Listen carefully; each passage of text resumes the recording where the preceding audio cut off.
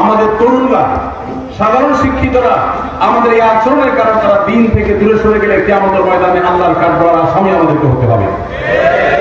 আমরা মাহফিলগুলোতে, আমরা দ্বীনি আয়োজনগুলোতে একে অন্যের গোষ্ঠী উদ্ধার করা করে বন্ধ করি, আমরা নিজের কথা বলি, কোরআন হাদিসের দিকে নষ্ট হওয়ার করি। আল্লাহ আমাকে, আপনাকে, আমাদের সবাইকে আমল করার তৌফিক দান করুন। আমরা সবাই প্রত্যেকটা মহল্লায়, প্রতিটা এলাকায় আমরা আমাদের কাজ করব, যে যেটাকে সঠিক মনে করছি সেটাই করব, সেটার পথেই মানুষকে দাওয়াত দেব। কিন্তু আরেক ভাই আরেকটা পথে দাওয়াত দিচ্ছেন, তাকে আল্লাহর ওয়াস্তে আমি আমার শত্রু মনে করব। আল্লাহ বলেছেন, তাআওয়ানু আলাল বিররি ওয়াত তাকওয়া ওয়া লা তাআওয়ানু আলাল ইসমি ওয়াল উদওয়ান।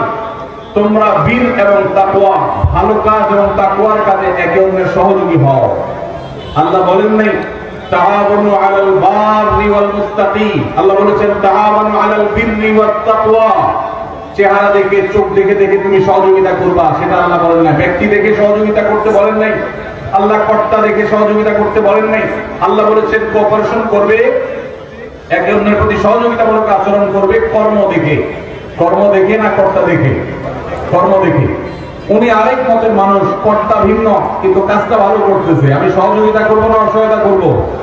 উনি যত ভালো কাজই করুক, উনি আমার দলের না, আমার মতের না, আমার সিলসিলার না, এই জন্য তার ওই কাজে আমি সহযোগিতা করবো না। এটা কি কোরআনের উপর আমল হবে না বেআমল হবে?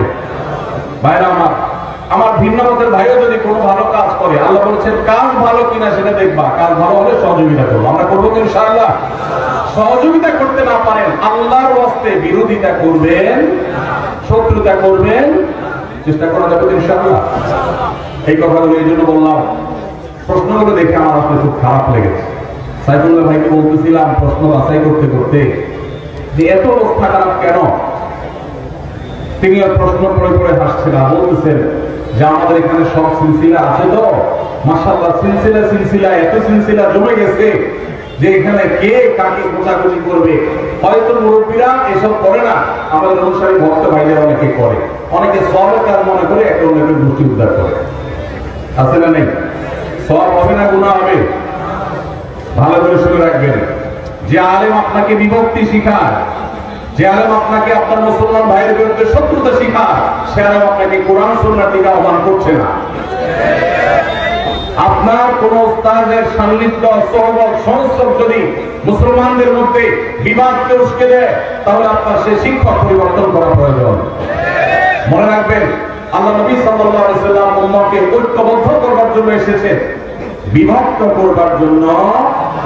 আল্লাহ বলেছেন, স্মরণ করো তোমরা সেই সময়ের কথা, কুনতুম আ'দাআ ফাআল্লাফা বাইনা কুলুবিকুম, তোমরা ছিলে বহুদা বিভক্ত, একে অন্যের শত্রু। দিন এসে, মুহাম্মদ সাল্লাল্লাহু আলাইহি ওয়াসাল্লাম এসে তোমাদেরকে ঐক্যবদ্ধ করে দিয়েছেন। আওস খাজরাজের মধ্যকার বিভক্তি নবী সাল্লাল্লাহু আলাইহি ওয়াসাল্লাম দূর করেছেন। আমরা যেখানে যাব আমরা ঐক্যের জয়গান গাইব, ঐক্যের জন্য আহ্বান করব, ভিন্ন মতের ভাইদেরকে আমরা মেলাবার চেষ্টা করব, আমরা বিভেদকে বাড়াবো না, পারলে বিভেদ কমাবো। ডক্টর জাহির রহমাতুল্লাহ বলতেন, মুসলিম জাতির মধ্যে ঐক্য সৃষ্টি করার মতো পাওয়ার আমার হাতে নাই, এত ক্ষমতা আমার হাতে নাই, তবে একটা কাজ আমি পারি, আমার ভাইদের মধ্যে যে এমনিতে বিভিন্ন বিষয় নিয়ে বিভক্তি হয়ে গেছে, নতুন করে সেই বিভক্তির মধ্যে কেরোসিন যাতে না ঢালা হয়, আমি সে ব্যাপারে সতর্ক থাকবো। আমার কোনো কথার কারণে, আমার কোনো আচরণের কারণে আরেকটা যেন বিভক্তি না হয়, সে চেষ্টা করবো। আমরা সবাইকে আমরা আমল করার চেষ্টা করবো ইনশাআল্লাহ। পাড়ায় পাড়ায়, মহল্লায় মহল্লায় সব ভিন্ন মতের মুসলমানদেরকে ভাই মনে করেন। এই যে 14ই ফেব্রুয়ারি আসছে, বিশ্ব রেহাই দিবস আসছে, বিশ্ব জেনা দিবস আসছে, আপনি আপনার মতো দাওয়াতি কাজ করুন, আমি আমার মতো করি, ওনার মতো করুন।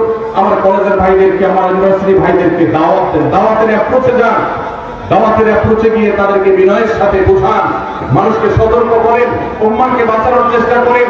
তা না হলে এই মাটিতে, এই ভূখণ্ডে আমাদের সন্তানরা তারা দ্বীনি চেতনা নিয়ে টিকে থাকার চ্যালেঞ্জিং ব্যাপার হয়ে যাবে।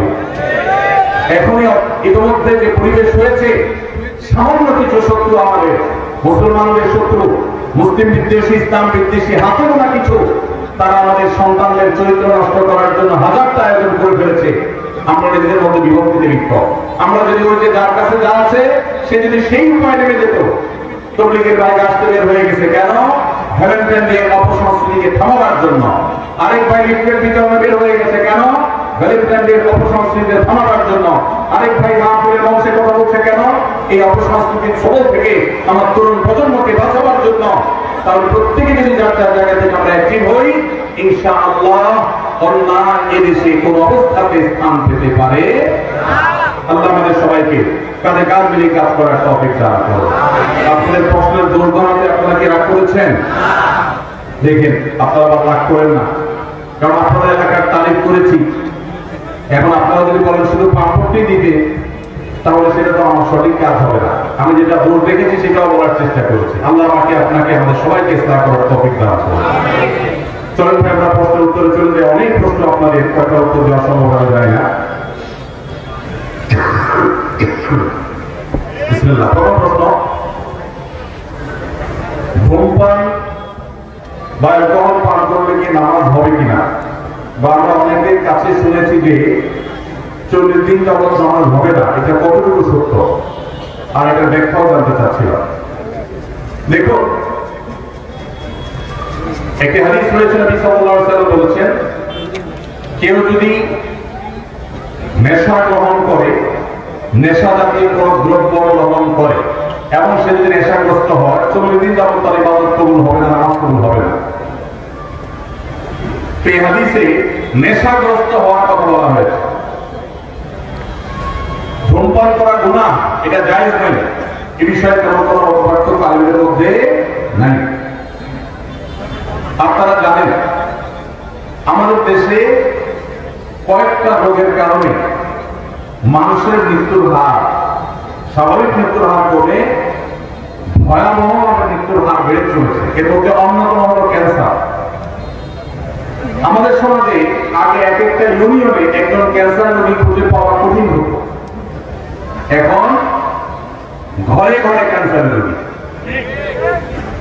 আপনি খোঁজ খবর নিলে দেখবেন 2-4-5টা ফ্যামিলির মধ্যে, আত্মীয় স্বজনের চেইনের মধ্যে একজন ক্যান্সার রোগী পাওয়া গেছে। ক্যান্সারের যত কারণ আছে, এর মধ্যে সবচেয়ে বড় কারণ হলো এই মাদক। এমনকি যারা পানের সাথে জর্দা খান, সাদা পাতা খান, ক্যান্সারের কারণ। ডাক্তাররা সতর্ক করেন, কিন্তু আমরা শুনি না।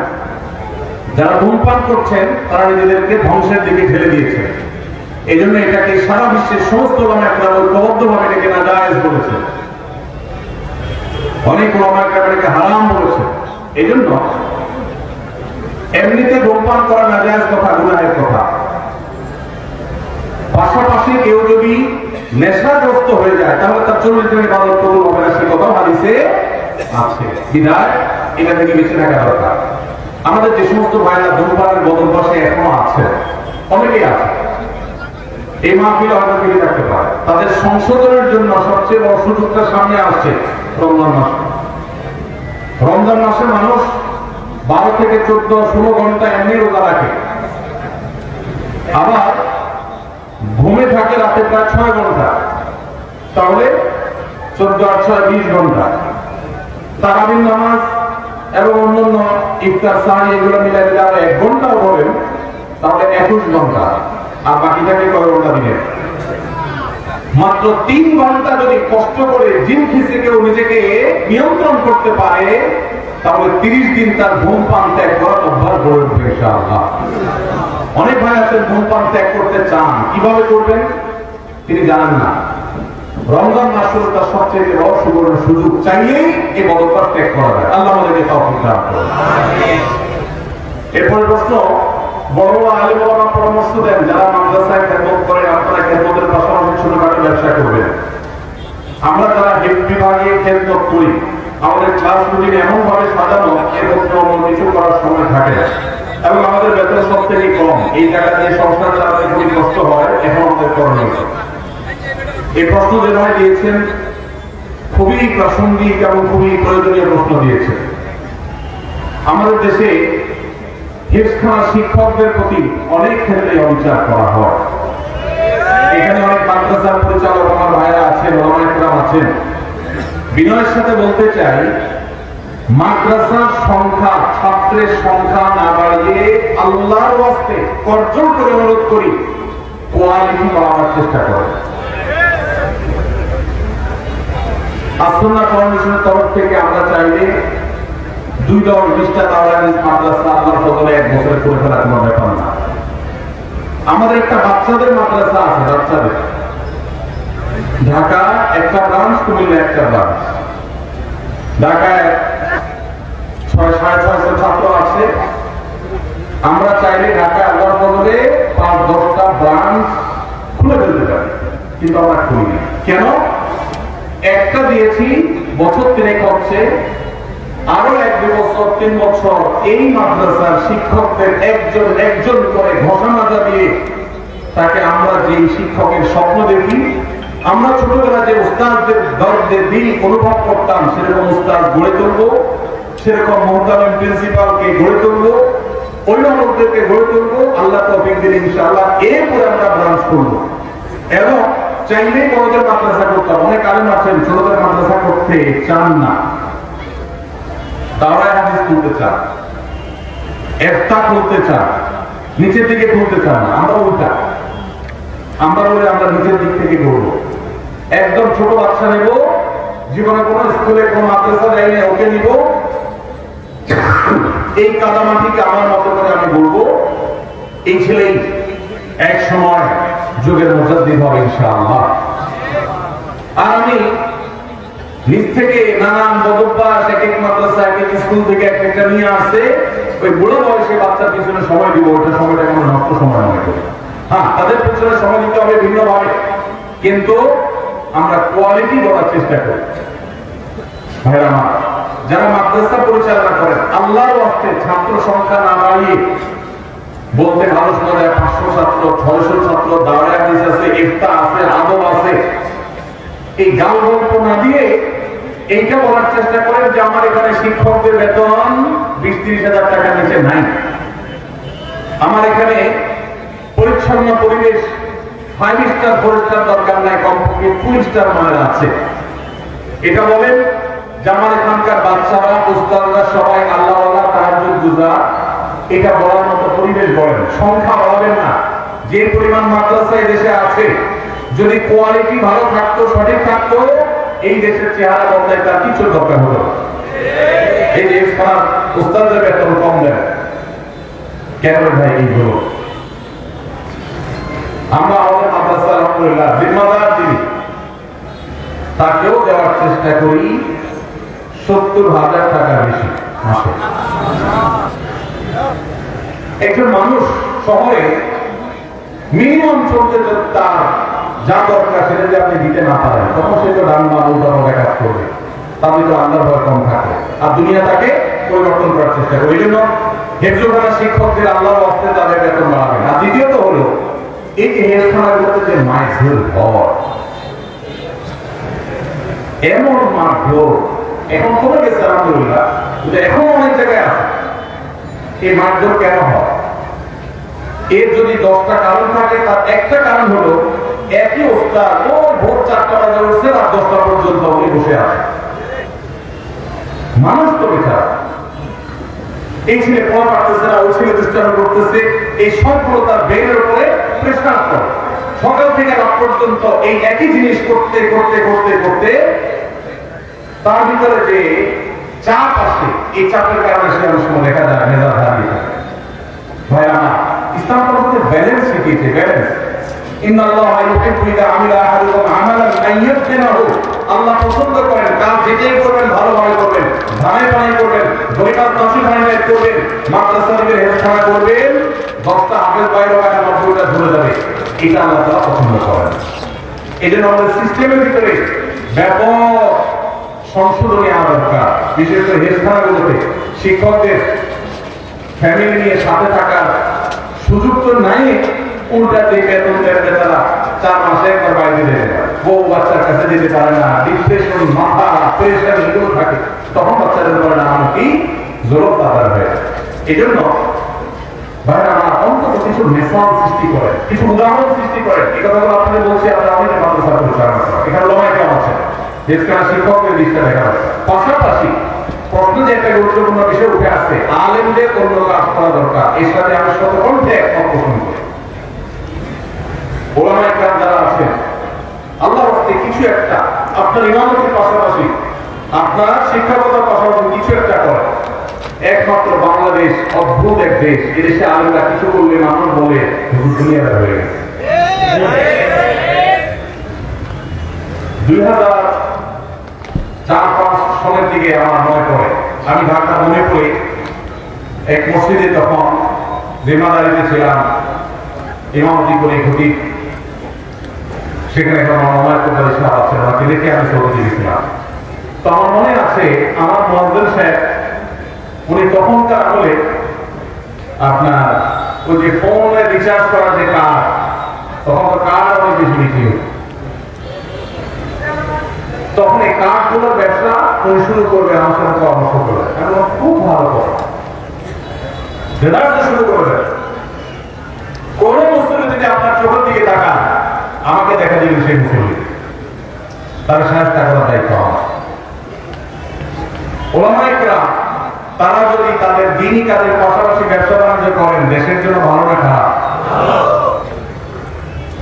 আপনি যদি সৌদি আরবে যান, আপনি অবাক হয়ে যাবেন, একজন ইমাম পাওয়া কঠিন হবে, শতকরা একজন ইমাম পাওয়া কঠিন হবে যে ইমাম শুধু ইমামতি করে। অদ্ভুত দেশ শুধু বাংলাদেশ, আর কিছু করতে পারে না। হুজুর যদি একটা দোকানদারি করে, তবে আরে হুজুরেরও টাকায় দিচ্ছে, মুসলিমদের ফকর চোখেই হুজুর টিকে না। আপনি দেখবেন মসজিদুল হারাম, মদিনার মসজিদে নববীর ইমাম খতিব যারা আছেন, এমনকি মুয়াজ্জিন যারা আছেন, আমার জানা মতে একজনও নাই যে শুধুমাত্র এই হারাম শরীফের চাকরি করে। হারাম শরীফের মতো জায়গা যারা ইমাম আছেন, তারা একজন মন্ত্রী পদমর্যাদার প্রটোকল পান, সরকারি বাসা বাড়ি, সৌদি আরবের মতো জায়গা। এরপরেও দেখবে হয় কোন কোর্টের বিচারক ইমাম সাহেবরা, আর না হলে কোন বিশ্ববিদ্যালয়ের শিক্ষক, সব পিএইচডি হোল্ডার বড় আলেম, মুয়াজ্জিন সাহেবরা কোথাও না কোথাও চাকরি করে। হারামের একজন মুয়াজ্জিনের অফিসে আমি সাক্ষাৎ করলাম বছর 2 আগে, আমাদের সাইফুল্লাহ সাথে ছিলাম। ওনার অফিসে গেলাম, এক বাংলাদেশি বললো যে হারামের মুয়াজ্জিন সাহেবের অফিসে আমি কি করে কাজ করি, আপনার কি দেখা করবে দেখি? হারামের মুয়াজ্জিনের সাথে দেখা করা তো সৌভাগ্য, চলো যাই। গেলাম, যা দেখি কোর্টে তিনি একটা মুয়াজ্জিন তোদের কথা হারাম। আপনি দারুণ যেমন যান, আপনি দেখবেন যেমন মাদ্রাসার শিক্ষকদের কারো হাতে বুক বাইন্ডিং দোকান আছে, কারো হাতে দাওয়াখানা।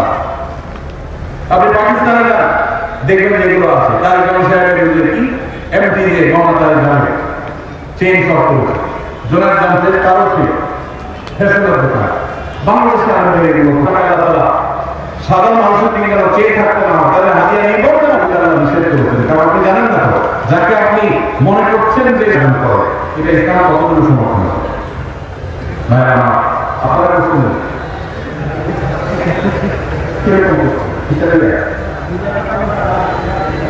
মাশাআল্লাহ মাশাআল্লাহ, এটা একটা বেসালি মাহফিল, এই মাহফিলটা হয় জায়গা ছোট।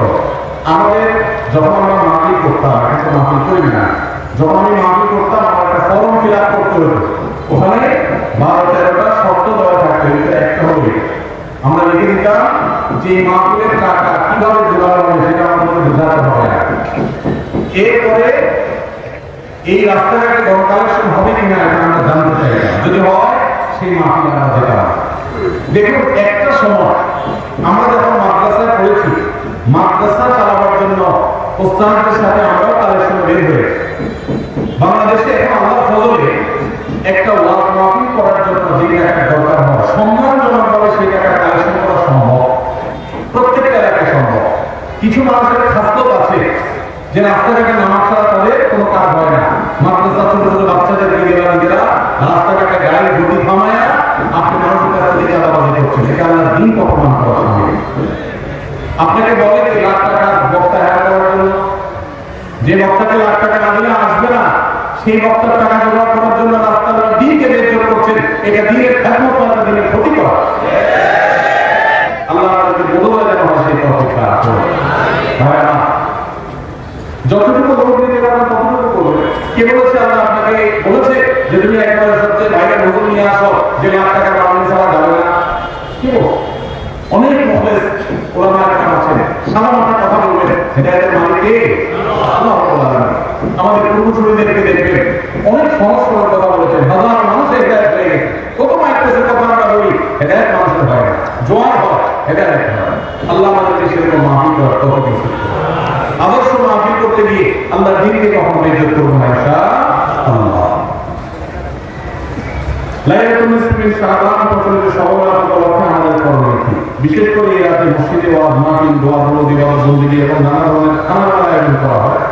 কোরআন সুন্নাহর আলোকে এগুলো ঠিক কিনা? নিসফি শাবানে আল্লাহ নিশ্চয় এবং মসজিদে খাওয়া বাকি মানুষদের ব্যাপারে মুসলমানদের ব্যাপারে সাধারণ ঘোষণা করেন বলে জানি আছে। এছাড়া অবশ্যই একটি হাদিসটা যদি বলো কোরআন মুসলমানদের মধ্যে যেটা বলা আছে কিন্তু মুখে বলে এই রাতে রবিবার কিন্তু এর মানে এই নয় যে এই রাত্রে কেন্দ্র করে আমরা যা করি আমাদের দেশে তার সম্পর্কে আমাদের দেশে লাইলাতুল কদরকে মানুষের যে ভিড় মসজিদগুলো এটা ভালো দিকে মানুষ বলতে না কিন্তু অন্যদিন না আসলে এরা বেশি আর কাজ করে লাইলাতুল কদর বেশি মজলুম থাকে এরা বেশি মজলুম লাইলাতুল কদর তাদের কোনো তুলনা হবে সেই কারণে মানুষ নিয়ে মুসলমান চেষ্টা করে তাহলে এই আমাদের মধ্যে তার রহস্য আমাদের যে মানুষ মনে করে যে এই রাতে ভাগ্য ঠিক হয় ওদের সারা বছর তাই বলি না বলি এই একটা মসজিদে গিয়া আল্লাহ নবী করে যদি সারা বছর ভাগ্যটা বিচার করা যায় এরপর মসজিদে রাখে এই চাকরির মধ্যে ভাগ্য ঠিক হয়ে যাবে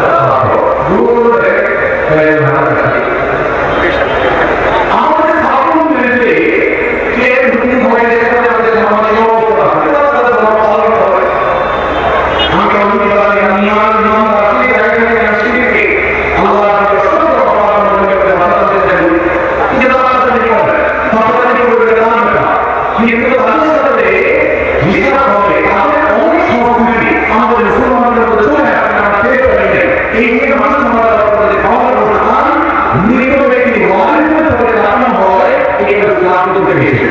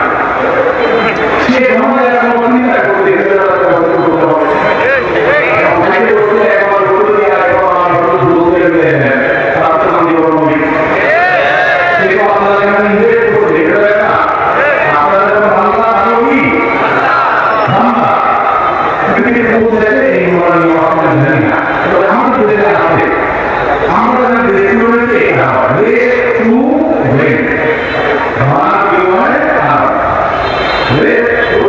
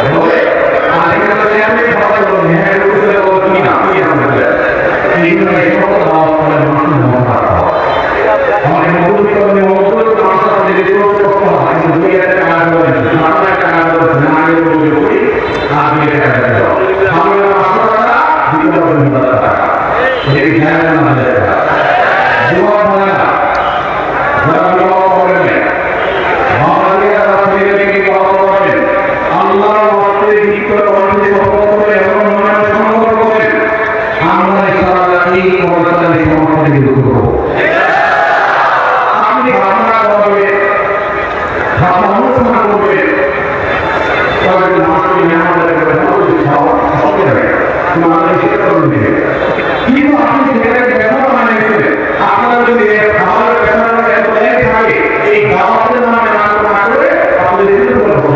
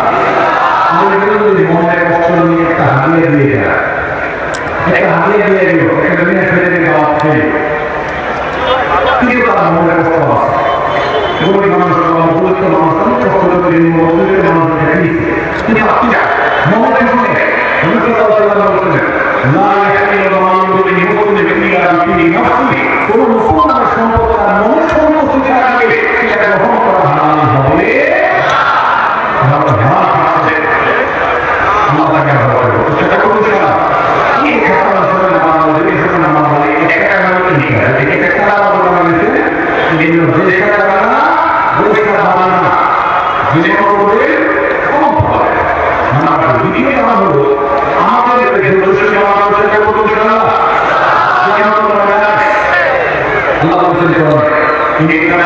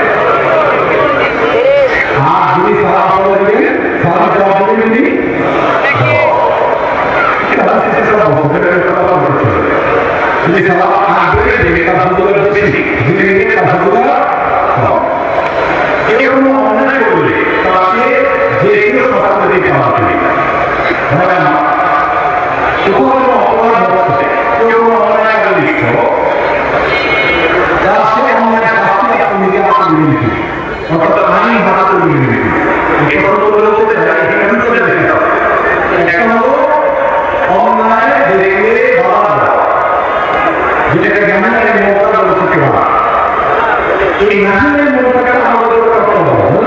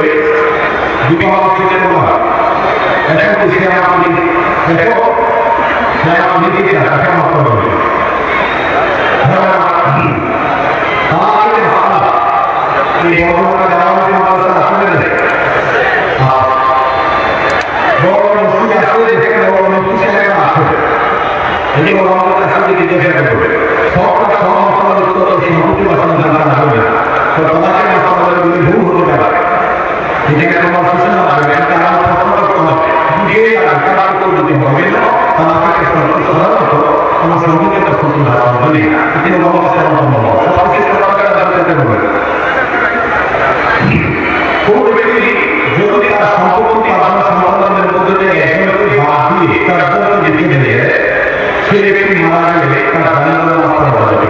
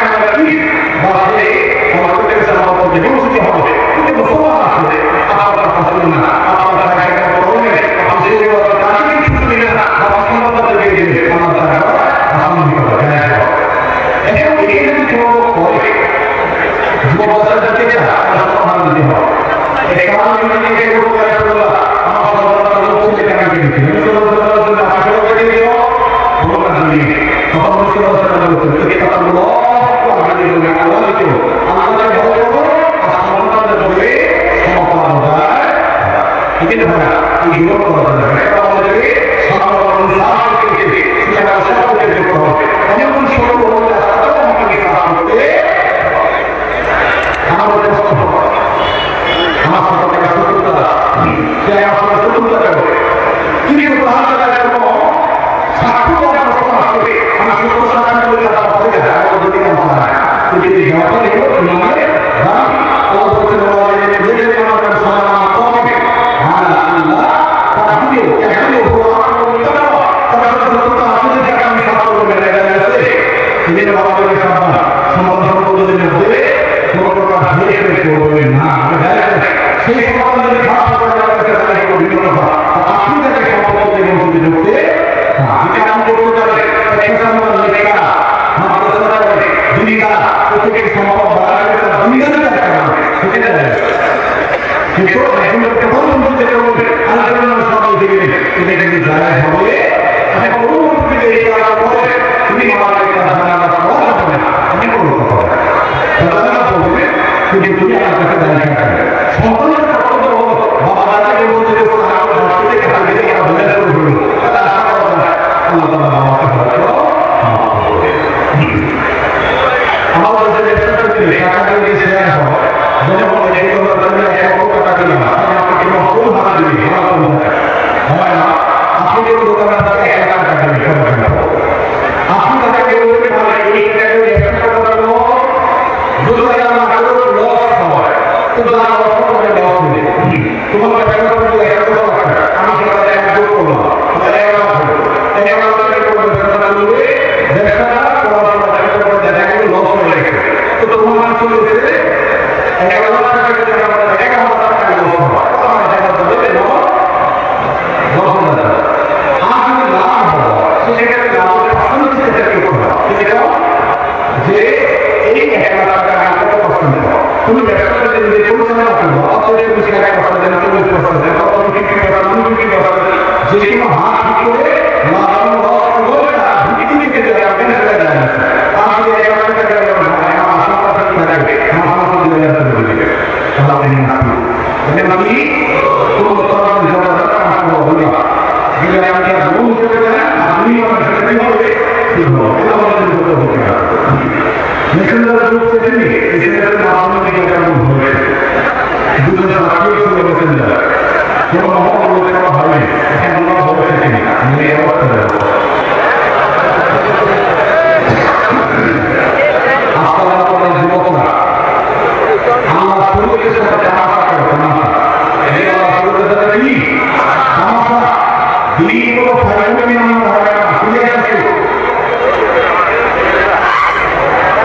আমাকে আল্লাহ কাছে হারিয়ে দিয়েছে এটা প্রথম আলোচনা প্রথম আলোচনা তো করবো না একটা মানুষ থাকা মানুষ থাকলে একটা আলোর কাছে করবে না এই কোনো উচিত না এই উচিত নয় জানা হবে বিবাহের জন্য বিভিন্ন চাকরি প্রস্তুতি নিয়ে দাঁড়িয়ে থাকতে হবে এই মেয়ে বাচ্চা মেয়ে তার বাবা পিতা নামাজ অনুরোধ টাকা মেয়ে জেনা করতে দিয়ে এমন যুবককে সেবা নেতৃত্ব যুবকরা সেবা না করে ভালো করছি অপবিত্র ভালো লিখতে হবে আমার যুবক বাবাকে মেলে দেখা হলো এই গায়ে কোনো একজন